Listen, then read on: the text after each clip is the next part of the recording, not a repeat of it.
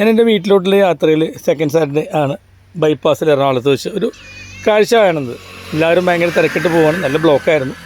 അപ്പോൾ നമ്മളുടെ ഈ ഹോസ്പിറ്റലിൽ നമ്മൾ നടക്കാൻ വയ്യാത്ത ആൾക്കാരെ പെട്ടെന്ന് ആംബുലൻസിലേക്ക് ഒന്ന് മാറ്റുമ്പോൾ ഒരു വീൽ ചെയറിൻ്റെ വലിപ്പത്തിൽ 2 വീലും ഫ്രണ്ടിൽ ചെറിയ വീലുള്ള ഒറ്റയ്ക്ക് ഹാൻഡിക്യാപ്പിന് ഓടിച്ചു പോകുന്ന ഒരു ചെറിയൊരു വാഹനം, സൈക്കിൾ എന്ന് പറയാൻ പറ്റില്ല, പരിചയപ്പെട്ടു. പേര് റമീസ് എന്നാണ്, 28 വയസ്സ്, വിദ്യാഭ്യാസം എല്ലാം കൊല്ലത്ത് എറണാകുളം, ബാപ്പ അവിടെ ഇരുന്ന് ജോലി, ഇപ്പോൾ വൈറ്റിലി സെറ്റിൽഡാണ്.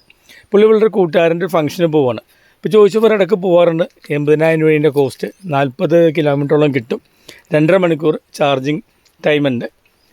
അപ്പോൾ ജന്മനാളൊരു അസുഖമാണ്. അസുഖത്തിൻ്റെ പേര് പറഞ്ഞാൽ എനിക്കത് മൊത്തമായിട്ട് മനസ്സിലായില്ല, സ്പൈനായിട്ട് ബന്ധമുള്ളതെന്ന് മനസ്സിലായി.